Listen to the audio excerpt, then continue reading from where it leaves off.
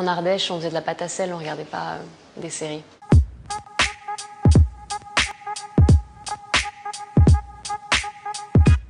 C'est un privilège d'être membre de Cannes Séries et surtout de voir autant de séries du monde entier. Je suis très étonnée de la diversité des pays. On entend des langues différentes tous les jours. Et on découvre plein de cultures, on découvre plein de problématiques de pays qu'on ignore à travers les séries, à travers les acteurs. Et les acteurs, pour l'instant, sont excellents tous. Donc c'est bien, ça met une claque. Ça, c'est agréable. The End of the Fucking World, qui m'a beaucoup plu. Parce qu'en fait, c'est très dur de me faire binge-watcher une série. En général, je me lasse vite et je m'arrête vite. Enfin, je me suis fait un shot comme ça de cette série-là, mais il y a Unorthodox aussi, qui est incroyable, avec cette jeune actrice Shira qui est géniale et voilà. Je regardais plus les Cités d'Or, les dessins animés, et pas du tout de séries. Quand j'étais ado, encore moins. En Ardèche, on faisait de la pâte à sel, on regardait pas des séries.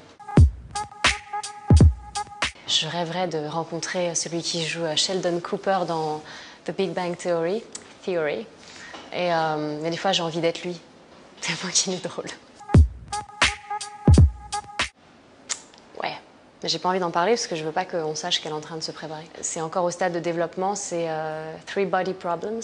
C'est un livre chinois, il y a 3-4 tomes, je crois. Je sais même pas si j'ai le droit d'en parler.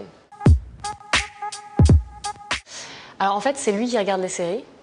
Moi, je travaille à côté et je tourne la tête, comme ça, très souvent, pour regarder la série. Et puis il y a des moments, je peux plus, parce que ça m'intéresse, donc j'arrête tout et je vais regarder la série. Mais en fait, je ne regarde pas de série seule. Voilà. Le pire spoil qu'on me fait, c'est qu'un jour, quelqu'un m'a dit « Oh, t'es morte dans la saison 2, quoi !» Génial, je savais pas. On the Spectrum, parce que ça décrit vraiment ils sont allés chercher des gens qui ont vraiment un trait de caractère problématique.